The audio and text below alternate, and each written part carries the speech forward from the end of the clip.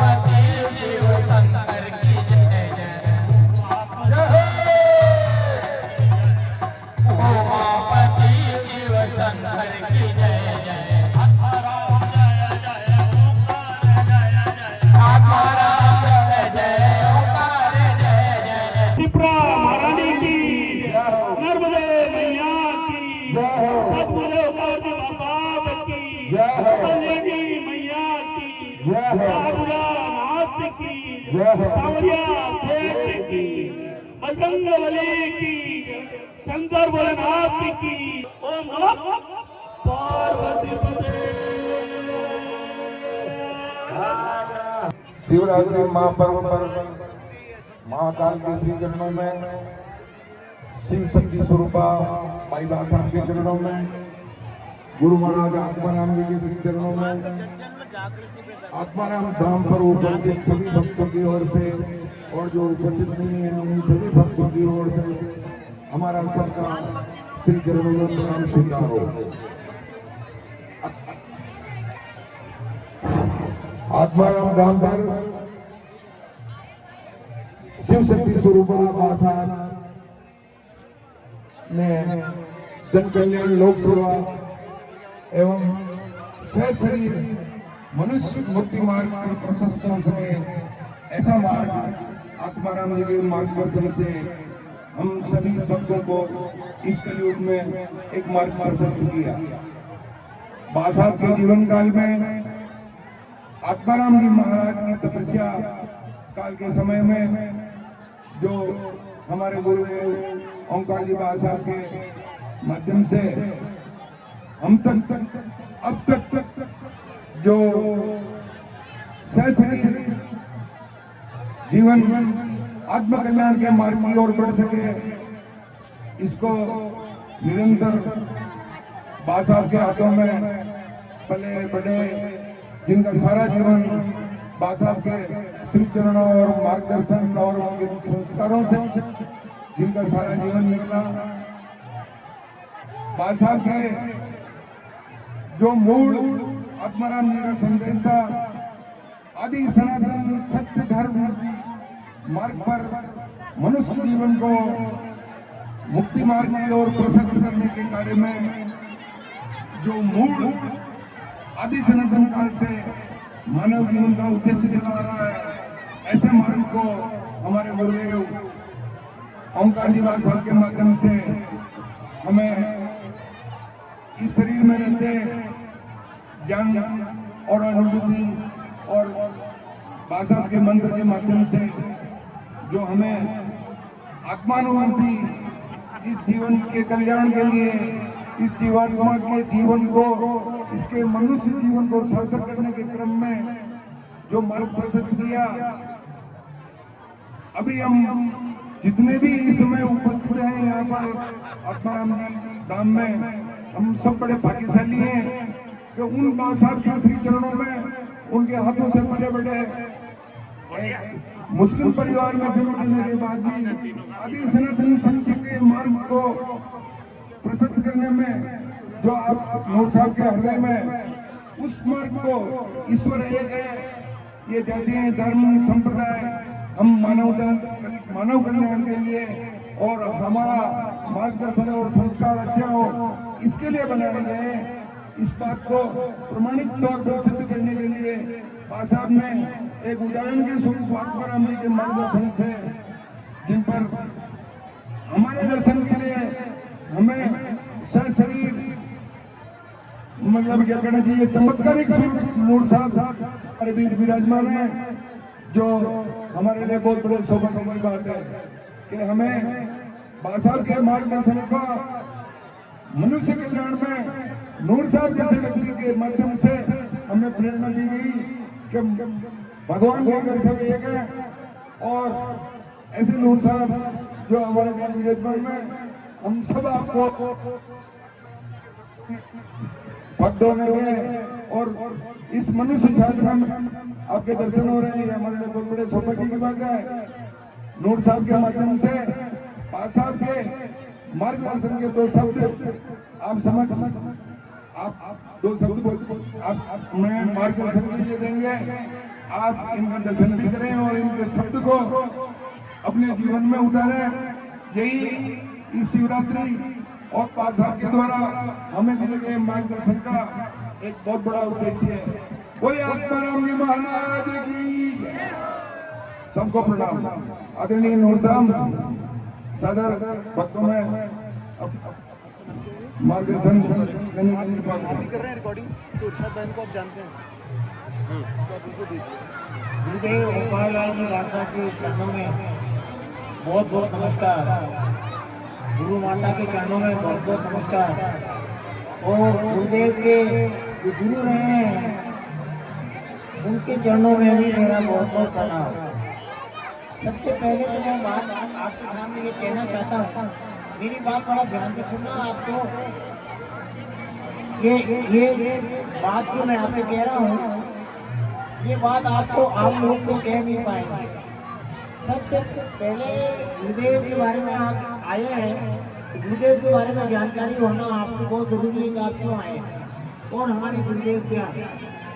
बाबा साहब हमारे गुरुदेव हैं और इस स्थान पर बैठ करके बाबा साहब को सारा ज्ञान प्राप्त हुआ।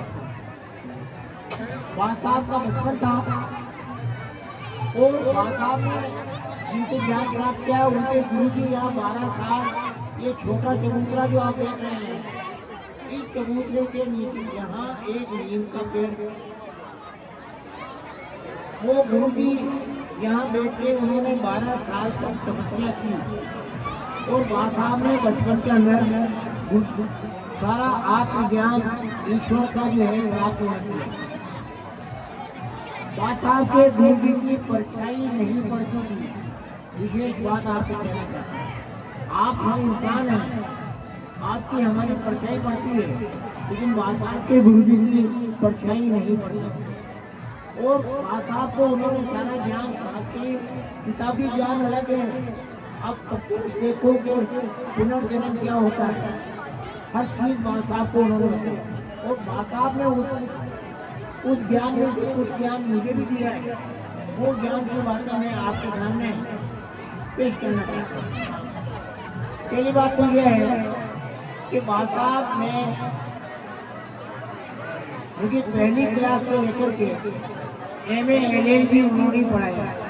मेरे पिताजी नहीं थे, मेरे पिताजी के स्वर्गवास मेरी पहली क्लास शुरू नहीं हुई तभी हो गया और बाबा साहब ही ने मेरा सारा जिम्मा संभाला था। MA LLB करवाया और मेरे को RAS अफसर बनाया और मैं जयपुर जैसी सिटी में जो राजस्थान की राजधानी है, मैं वहाँ बड़ा अफसर रहा, मजिस्ट्रेट रहा, भीलवाड़ा के पास राजसमंद में ADM रहा, सेक्रेटरीट में रहा। ये मैं सब क्यों कह रहा हूँ, मैं मेरी तारीफ नहीं कर रहा हूँ, मैं गुरुदेव की तारीफ कर रहा हूँ कि उनकी मेहरबानी से मैंने कितनी तरक्की की है। मतलब कहने के लिए है कि आप भी गुरुदेव की सेवा करें तो आपको भी जीवन के अंदर बहुत समस्या मिलेगी। मैं जब विद्यार्थी था उस समय बाबा साहब ने मुझे ये कह दिया था कि बेटा तू बड़ा अफसर बनेगा और तेरी शादी दिल्ली में होगी। अब चमत्कारी बात कह रहा हूँ बाबा के बारे में। बाबा साहब ने कहा कि तेरी शादी दिल्ली में होगी और तेरी शादी में प्रधानमंत्री इंदिरा गांधी आएगी, तेरे ससुर हिंदुस्तान के बहुत बड़े आदमी होंगे। तो मैंने लेके बाबा साहब का कहा, मैंने आज की तारीख में तो बाबा साहब में कुछ भी नहीं है, तो इस शादी में प्रधानमंत्री इंदिरा गांधी आएंगे। वो शादी तो वीआईपी की शादी से भी बड़ी होती है, जिसको कहते हैं वीआईपी। तो इतनी बड़ी जगह मेरी शादी कैसे हो सकती है? बाबा साहब ने कहा ये फैसला कुदरत में हो चुका है मालिक के यहाँ पे और ऐसा ही होगा। मैंने कहा बाबा साहब मेरे रिश्तेदार तो मेरे से खिलाफ है, ऐसा हो वो अगर कुछ हो गया, ऐसा जानकारी मिल गई रिश्तेदारों को मिल गई तो वो दिल्ली चली जाएंगे, वो रिश्ता नहीं होने देंगे। बाबा साहब ने क्या जवाब दिया? बाबा साहब ने कहा सारी दुनिया भी तेरे खिलाफ हो जाए तब भी यही होगा, ये कुदरत का फैसला हो चुका है। और आप ये देखिए कि मेरी शादी हुई और 12 साल बाद शादी हुई, बाबा साहब की कहने के बाद 12 साल बाद, और बाबा साहब ने की मेहरबानी हुई और शादी में इंदिरा गांधी ही आई, साथ में राजीव गांधी आए और साथ में तीसरे प्रधानमंत्री नरसिम्हा राव भी आए, यानी 3 प्रधानमंत्री बाबा साहब की मेहरबानी से शादी में आए। बाबा साहब का चमत्कार देखिए। अगला चमत्कार बाबा साहब का ये देखिए आप कि बाबा साहब ने कहा कि तेरे पहले बेटा होगा और उस बेटे का नाम नौशाद मोहम्मद रखा जाएगा। उसकी पैदाइश ननिहाल में होगी, ननिहाल में दूसरा नाम रखा जाएगा, लेकिन उसका नाम नौशाद मोहम्मद ही रखना है, यानी कि नाम भी इसका 12 साल पहले रख दिया गया। और जब नौशाद हुआ तो वही बात हुई कि बाबा साहब ने एक बात और कही कि बेटे की पैदाइश से पहले तुम्हारी वाइफ की तबीयत बहुत खराब होगी और डॉक्टर एबॉर्शन की कहेंगे एबॉर्शन मत करवाना, नहीं तो बीवी भी मर जाएगी, बेटा भी मर जाएगा। और आखिर में यही हुआ कि डॉक्टर ने मेरी वाइफ के लिए कहा कि इनकी तबीयत बहुत ज़्यादा खराब है, एबॉर्शन करवाना होगा। बासा ने 12 साल पहले मुझे नतीजा बता दिया। मैंने डॉक्टर की बात में हाँ नहीं की और फिर बासा से मैंने रास्ता लगाई कि बासा मेरे से स्वीकृति मांगी जा रही है एबॉर्शन की। आपने नतीजा पहले ही बता दिया है, मैं हाँ कैसे करूँ? अब आप जाने, आप समस्या का हल आप ही करेंगे। दूसरे ही दिन क्या हुआ और वो सुनने वाली बात मैं दिल्ली में था, बड़े बड़े डॉक्टरों ने ये बात कही। अब मैं दूसरे दिन फादर इल्ला मेरे आए और आकर के ये कहा कि एक बड़े पुलिस साहब आए हैं दिल्ली के अंदर, मैं उनसे मिलने जा रहा हूँ, उन्होंने बुलाया। मेरे फादर इल्ला सेंटर में मिनिस्टर थे, 15 साल मिनिस्टर रहे। अब वो एक बड़े पुलिस साहब आए थे, उनके यहाँ गए मिलने। पुलिस साहब ने लेके उनसे पूछा, अंसारी साहब, मिनिस्टर साहब, आपके घर का क्या हाल है? तो उन्होंने कहा हाल चाल क्या है, एक बेटी है और डॉक्टर एबॉर्शन की कह रहे हैं। तो बड़े पुलिस साहब ने कहा कि तुम्हारे डॉक्टर अंसारी साहब झूठे हैं, एबॉर्शन नहीं होगा। मैं आपके कोठी पर आ रहा हूँ शाम को और सारा जिम्मा मेरा है, ये बेटी आपकी ही मिली है। और शाम को आए और उन्होंने उस पानी की बोतल पर पढ़ के दिया और मेरी वाइफ को कह दिया कि तुम इस पानी को पीना, और ये लेडीज के बालों में लच्छे बांधते हैं, उस लच्छे को दिया वो बांध दिया। अगले दिन डॉक्टर भी आए, उन्होंने भी कह दिया कि उनकी राय बदल गई। ये अब मैंने भिजवाड़ा आया, बासा से पूछा, मैंने कहा बासा वो साहब कौन थे और वो कैसे आए थे और सारा जिम्मा उन्होंने कैसे ले लिया? तो बासा ने क्या जवाब दिया, अरे भाई तेरे ससुर की राजनीति के काम और बड़े मौलवी हैं, तो उनसे बड़ा मौलवी ले लिया मैंने ताकि वो उनकी बात को इनकार नहीं कर सके। अगर मौलाना के साथ पंडित भेज देता तो उसकी बात कोई नहीं मानता, और पंडित के घर मौलाना भेज देता तो उसकी कोई नहीं मानता। इसलिए मैंने बड़ा मौलवी भेज दिया। बात साहब अंदर की बातें जानते थे। अब आगे एक बात सुनिए कि बात साहब ने हर महीने दिल्ली भेजते थे। मैं मना करता था ससुराल को जाने ठीक नहीं है, वादा कहता नहीं हर महीने जाओगे। अब लेकिन क्या हुआ,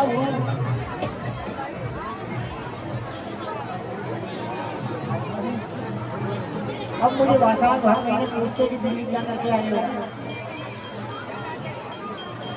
उसकी मैं दिल्ली जाकर के आया, एक बड़ी मुश्किल घटना इंदिरा जी के मर्डर वाली बात सुना रहा हूँ।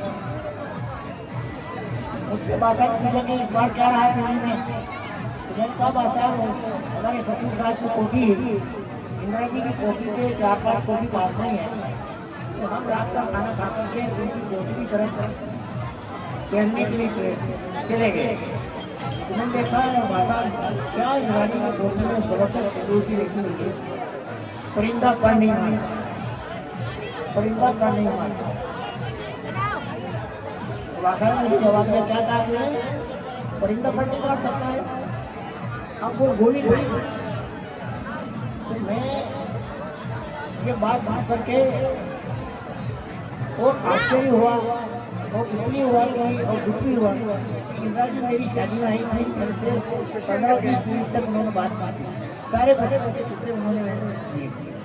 तो मैंने कहा ये कैसे हो सकता है, मैं खामोश था।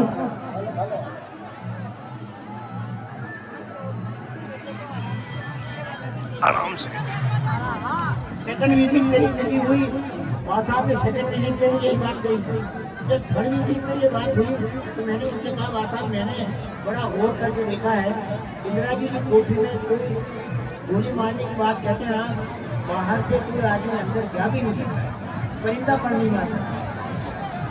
तो वासा ने मुझे जवाब दिया बाहर से अंदर जाने की जरूरत नहीं है, उनका अपना आदमी गोली मारेगा। तो मैंने जब पूछा कि बताइए अगला प्रधानमंत्री कौन होगा, ये सोच के कहा मैंने कि वो सीनियर मिनिस्टर 3-4-5 हैं, उनमें से किसी एक का नाम बात ले लेंगे कि अगला प्रधानमंत्री बड़ा मिनिस्टर बनेगा। बात साहब ने सीधा नाम लिया राजीव गांधी। राजीव गांधी तो मैंने कहा बादशाह जी कैसे कह रहे हैं आप, राजीव गांधी का कभी एमएलए नहीं रहा, एमपी नहीं रहा, मिनिस्टर नहीं रहा, वो सीधा प्रधानमंत्री कैसे बन सकता है? तो बादशाह ने जवाब दिया, ये फैसला कुदरत का हो चुका है, इंदिरा जी गोली खाएंगी और राजीव गांधी प्राइम मिनिस्टर। और आप देखिए यही हुआ, इंदिरा जी को गोली लगी और राजीव गांधी बने। अब राजीव गांधी प्रधानमंत्री बन गए और बादशाह फिर कहते हैं, अब राजीव गांधी का मामला इलेक्शन का आया, अब चुनाव होने की तैयारी होने लगी, फिर बादशाह को अब बादशाह दिल्ली गए हुए, मुझे याद आया बात थोड़ी डिटेल की जल्दी जो ठीक है। बादशाह शादी के अंदर दिल्ली आए हुए थे, मैं भी बादशाह के साथ था, बादशाह की विशेष हम मौसी जी कहते थे उनको, वो भी साथ में थी। वो बादशाह की दावत मेरे ससुराल में शाम को 5 बजे थी। उससे पहले हम जो है बादशाह के साथ घूमने के लिए वो 30 जनवरी रोड कहलाता है, वहाँ चले गए। बादशाह 30 जनवरी रोड में गांधी जी का मर्डर हुआ था, वो वाला बिरला भवन था, उस बिरला भवन का मर्डर हुआ। वहाँ से हम बिरला भवन को घूम करके बादशाह के साथ में गेट पर आया और एक आदमी आता है। अब सुनने वाली बात वो है, एक आदमी आता है और बादशाह के आकर के चरण छूता है, हाथ जोड़ के खड़ा हो जाता है और अब वो बादशाह से कुछ बोलने लगता है। अब वो बताए कि वो मैं बादशाह के पास में खड़ा हुआ हूँ, मुझे कुछ समझ नहीं आया कि वो आदमी कौन सी भाषा बोलता है। मैं हिंदी की ना अंग्रेजी की ना फारसी की ना पंजाबी, मुझे कुछ भी मालूम नहीं रहा। वो 5-10 मिनट तक आदमी बराबर बोलता रहा। लास्ट में वो जब जाने लगा तो वो कुछ शब्द थे, वो हिंदी कहे, हिंदुस्तानी जबान कहे, वो बोले और फिर बादशाह को हाथ जोड़ करके वो आदमी चला गया। बादशाह ने पूछा, बेटा पहचाना है इस आदमी को कौन था? मैं कहा मैंने तो पहली बार देखा है। वो क्या बोला वो समझ में आया? मैंने कहा मुझे ये समझ नहीं आया कि कौन सी भाषा बोल रहा है। तो तुम्हें कुछ तो समझ में आया? मैंने कहा आया। क्या आया? मैंने कहा ये सरकार जा रही है। बादशाह ने कहा तुमने सही समझा है, ये राजीव गांधी की सरकार जा रही है। मैंने कहा फिर अगला प्रधानमंत्री कौन बनेगा? तो बादशाह ने जवाब दिया वीपी सिंह। तो मैंने लेकर के और ये पूछा, मुझे फिक्र हुआ मेरे ससुर साहब का। मैंने देखा मेरे ससुर साहब मिनिस्ट्री में फिर उनका क्या होगा। तो मैंने उनसे पूछा, उनका बादशाह मेरे ससुर साहब तो मिनिस्टर है, फिर उनका क्या होगा? तो बादशाह ने जवाब दिया, अरे बेटा जो नाव डूब रही है और उसके नाव में जो सवार है वो सब डूब रहे हैं, यानी कि 28 साल के चुनाव हार रहे हैं। और यही हुआ, चुनाव हार और राजीव गांधी की सरकार गई और बीजेपी अब आपको एक चीज और कहना चाहता हूँ लास्ट में, बादशाह हिंदू थे। एक बात सुनना, बहुत बड़ी बात कह रहा हूँ, चुपने वाली बात नहीं, बहुत ऊंचे स्तर की बात कह रहा हूँ। बादशाह हिंदू संत है, मैं मुसलमान हूँ। अब बादशाह मुझे क्या कह रहे हैं? मैं दिलवाड़ा सिर्फ बादशाह को मिलने के लिए महीने में एक बार सेकंड सैटरडे को आता है। बादशाह से मिलके बात करके वापस जरूर चला जाए। अब मैं बादशाह की सेवा में आया हुआ हूँ और बादशाह मुझे क्या कहते हैं, बेटा तू हज करने जा रहा है। ये आज के 40 साल पुरानी बात है, जब मैं जवान था।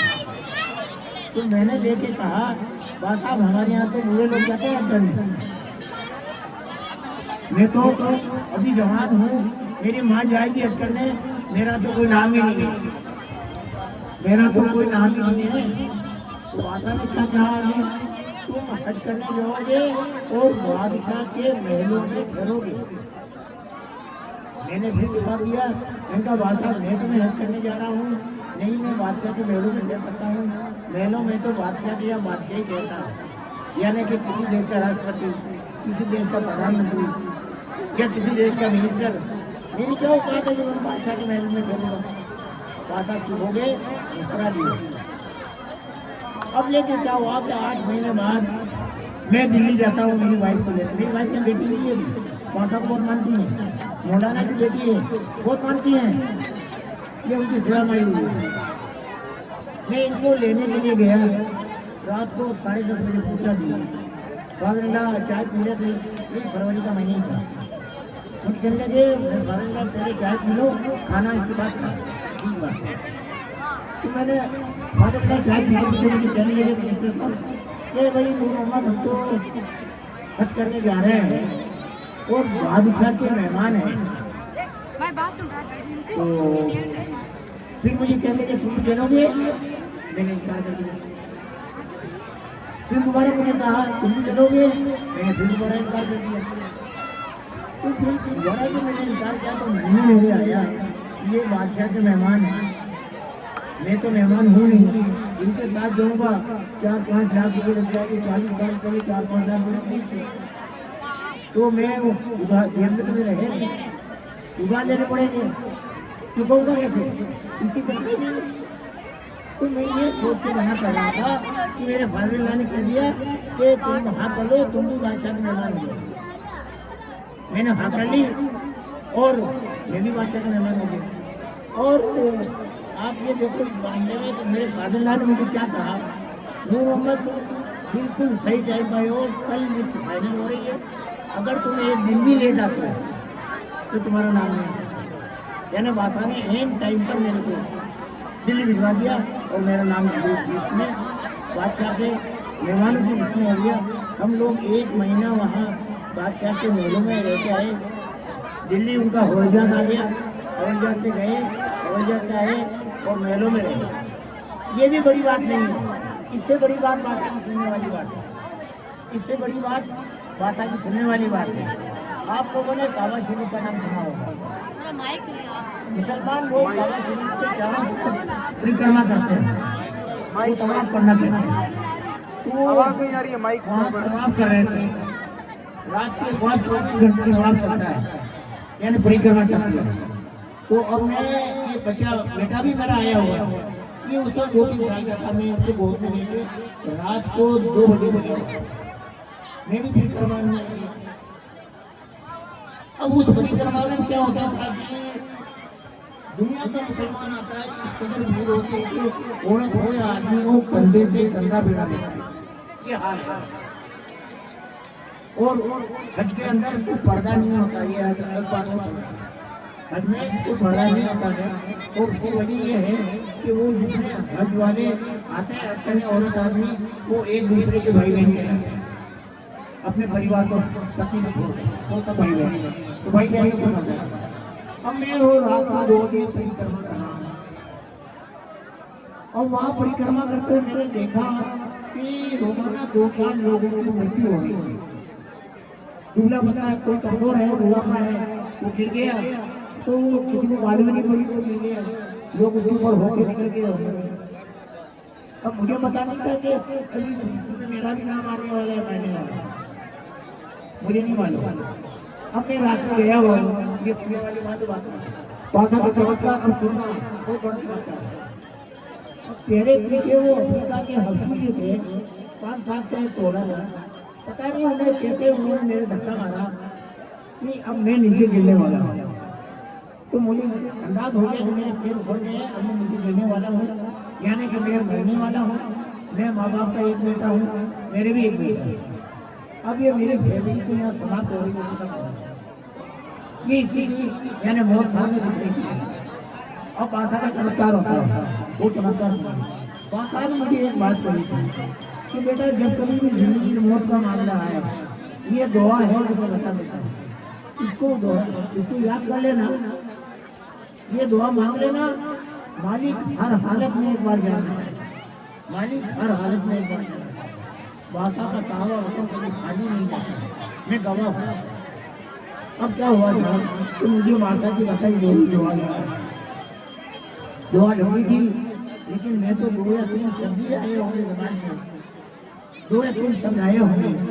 और मैं देखता हूँ कि एक आदमी मेरे सामने आया और इस तरह हाथ जैसे पुलिस वाला चौराहे पे करता है ना, ऐसे दोनों हाथ उसने किए और करते ही, और आप लोग जहाँ बैठे हैं फर्स्ट रो में, इतना दूर एक आदमी आया और उसने हाथ ऊंचा किया और मेरे चारों तरफ भीड़ थी गायब, कोई भीड़ नहीं। मैं समझ गया तब मैंने जान कर, अब वो आदमी क्या बोलता है, वो अरबी भाषा चलती है, मुझे कर दिया, लेकिन वो हिंदुस्तानी जबान बोलता है और क्या कह रहा है मेरे से, आप गलती पर गलती करते जा रहे हैं, अपनी जान भी खतरे में डाली है और बच्चे की जान भी खतरे में डाली है, अपनी जान भी खतरे में डाली है, बेटे की जान भी खतरे में डाली है।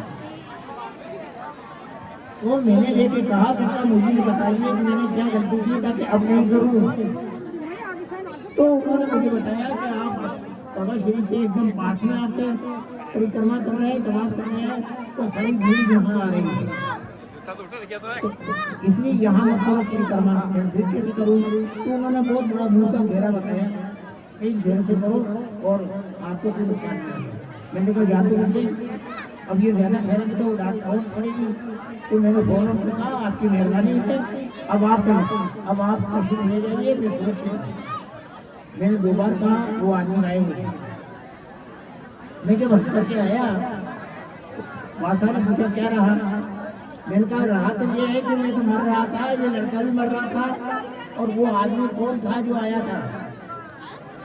तो बादशाह मुस्कुराए, कहने लगे वो मालिक की तरफ से काबा शरीफ में मालिक की सिक्योरिटी लगी हुई है, जैसे तुम्हारे दुनिया में तुम मजिस्ट्रेट हो ना और तुम्हारे पास पुलिस होती है, पुलिस सिक्योरिटी लगती है, तो मालिक की सिक्योरिटी लगी हुई है।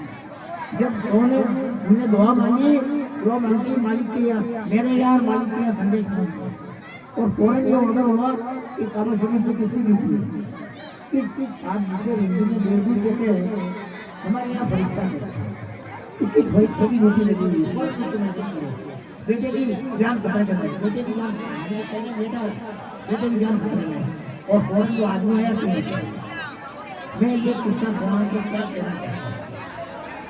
भाषा का चमत्कार लीजिए, हिंदू संत है, याद रखना, फिट है, वो मुस्लिम का सबसे ऊंचा धार्मिक स्थल है। भाषा का संबंध सीधा वहाँ से और भाषा के कहने के सारे काम हो रहे हैं। अब देखिए मालिक के यहाँ भेद है, कोई भेद नहीं है, और भाषा ने उस भेद को समाप्त आगे और कर दिया। भाषा ने मेरी नाम वसीयत करवाई,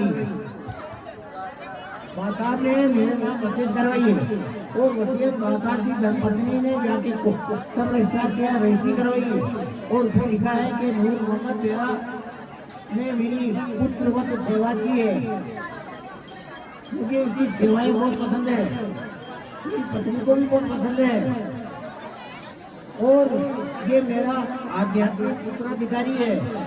नूर मोहम्मद हमारा मेरा संदेश लोगों को देगा। बादशाह का संदेश इसलिए मैं यहाँ आता हूँ, बादशाह ने जो बताया है उनका संदेश देने के लिए मैं आप लोगों को लिखता हूँ।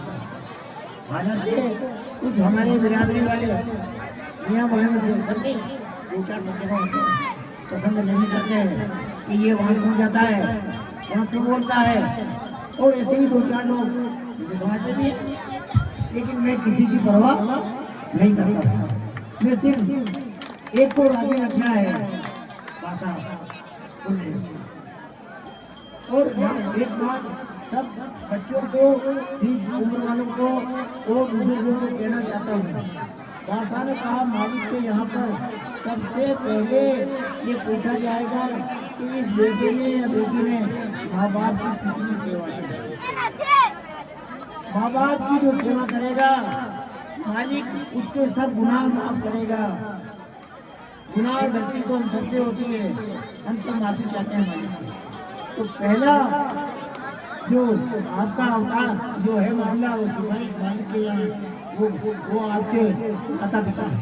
याद रखना, माता पिता की सेवा करना, तभी आपका कल्याण होगा। ये बात जरूर याद रखना। अगर धनिया की धन दौलत मिल गई, माँ बाप नाराज है तो समझ जाना आपका वो धन दौलत कोई काम नहीं। और ये भी मैंने अपनी आंखों से देखा। बासार के बारे में तो मैं जितना बोलूँ तो शाम तक हो जाएगी, लेकिन एक बात और कहना चाहता हूँ आपसे, और वो ये है कि माँ साहब के यहाँ देवदूत आते थे। देवदूत मैं मिला हुआ हूँ 3 बार, पास बैठा हुआ था, माँ साहब की बातें हो रही थी, मुझे कोई समझ में नहीं आया कि वो कौन सी भाषा बोल रहे हैं, जबकि 3-4 भाषा में नहीं जानता, कौन सी भाषा बोल रहे थे मुझे नहीं समझ में आया। माँ साहब का मामला है, बड़ा ऊंचा मामला है, और जिनके गुरु भाषा के गुरु जिनकी छाया नहीं पड़ती थी, छाया उसकी पड़ती आध्यात्मिक मामला है। आप भाषा से जितना लाभ ले सकते हैं, इनका लाभ लेने का एक ही तरीका है आपके पास। एक तो भाषा का गुरु मंत्र और सतगुरु गुरुदेव वाला, और दूसरा मूल मंत्र, ठीक है ना, और माता पिता की सेवा। याद रखना, आप अपने घर में पड़ोसियों में कितनी मोहब्बत से रहते हैं, ये मामला है। घर में लड़े, पड़ोसियों से लड़े तो आपको कुछ नहीं मिलेगा। बस यही बात मैं आपसे कहना चाहता हूँ, आप इस चीज को ध्यान रखें। और लास्ट में बासाब ओमकारनाथ जी बासाब की जय हो, ओमकारनाथ जी बासाब की जय हो, जय हो, और ओमकारनाथ जी बासाब की जय हो, जय हो, गुरु माता की जय हो, जय हो, गुरु माता की जय हो, जय हो, गुरु माता की जय हो। जय हो। बहुत बहुत धन्यवाद आपका, बहुत बहुत धन्यवाद जो मेरी बात आपने सुनी है। आपका इस स्थान पर बहुत बहुत स्वागत है। बहुत बहुत प्रणाम गुरु साहब। आपने शिवरात्रि पर गुरु मार्गदर्शन के माध्यम से जो आपने अनमोल वचन हम सबके बीच मार्गदर्शन हेतु दिए, इसके लिए हम सभी भक्त आपके सदैव आभारी और ऋणी रहेंगे। और जब तक आप सशरीर जगदीप माँ साहब के इस मार्गदर्शन कार्यक्रम में आपकी उपस्थिति रहती है, तो हमें एक अलग तरह का एनर्जेटिक ऊर्जा हमें प्राप्त होती है। भाषा का जो नूर साहब का ये अनुभव, आध्यात्मिक प्रेरणा, जीवन दर्शन के अनुभव जो हमारे बताए हैं, ये सभी प्रताप भाषा के आशीर्वाद के साथ भजन करने से ही ये बल प्राप्त हो सकता है। इसलिए जो भाषा में भजन दिया हमने को, उसमें भजन में ही भजन है। तो जो जितना भजन करेगा, तो जिस प्रकार नूर साहब को आध्यात्मिक और दर्शन और जीवन यात्रा में भाषा का आशीर्वाद मिला, उस आशीर्वाद में हम सब भी उसके पात्र हैं। अब हम कितना भजन कर पाते हैं ताकि हमारे भजन में कितना भजन आ सके, ये हमारी श्रद्धा, आस्था और विश्वास पर निर्भर करता है। नूर साहब का जीवन जिस प्रकार से श्रद्धा, आस्था और विश्वास में बासाब के साथ निकला, और जिस प्रकार आपने भजन किए, उसी के प्रताप से आपको अभी शरीर जीवन सुधीर जी आरती की तरफ जाए, हम सभी को प्राप्त हो सकता है। अब अगले कार्यक्रम में आरती का सभी आनंद लेंगे, अपने स्थान से बैठाऊंगा, और फिर श्रद्धा, आस्था, विश्वास से हमारे गुरु महाराज के शब्दों का ध्यान करते हुए सभी महात्मा आत्माराम जी की और महाशिवरात्रि की आरती का आनंद लेंगे। और श्रद्धा, आस्था, विश्वास के इस केंद्र में आत्माराम सत्संग मंडल की ओर से और गुरु साहब की ओर से हम सबको खूब खूब शुभकामनाएं इनसे भी हमें मिली, और हमारे भी आपको खूब खूब हमारा आपको प्रणाम। जीवन में आपको खूब लंबी उम्र दे। गुरुर् ब्रह्मा गुरुर्विष्णु गुरुर्देवो महेश्वरा।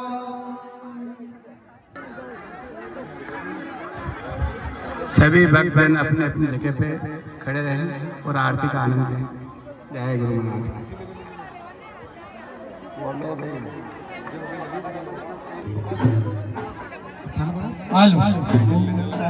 ओम कपूर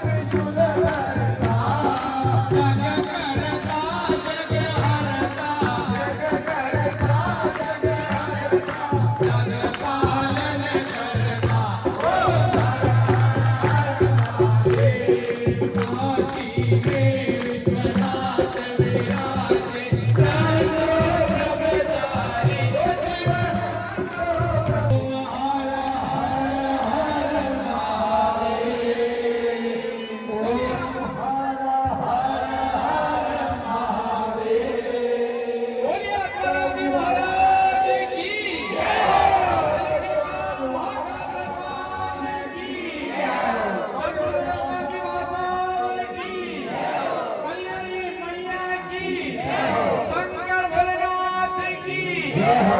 चार भुजानाथ की जय हो। अपने माता पिता गुरुदेव की जय हो।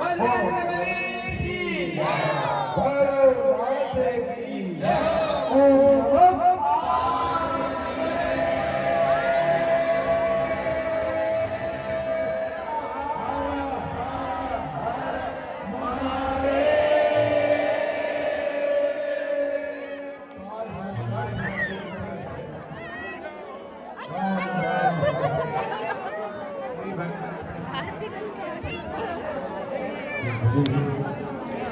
नहीं नहीं काट दिए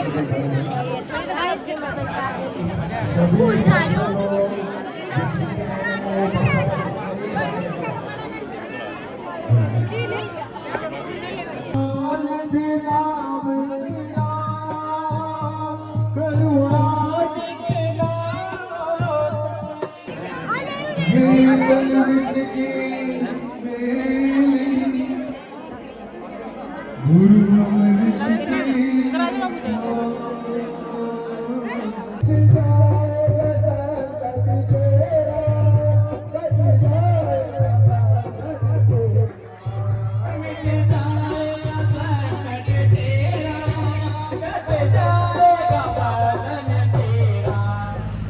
अरे पालीवाल साहब जी भाई साहब है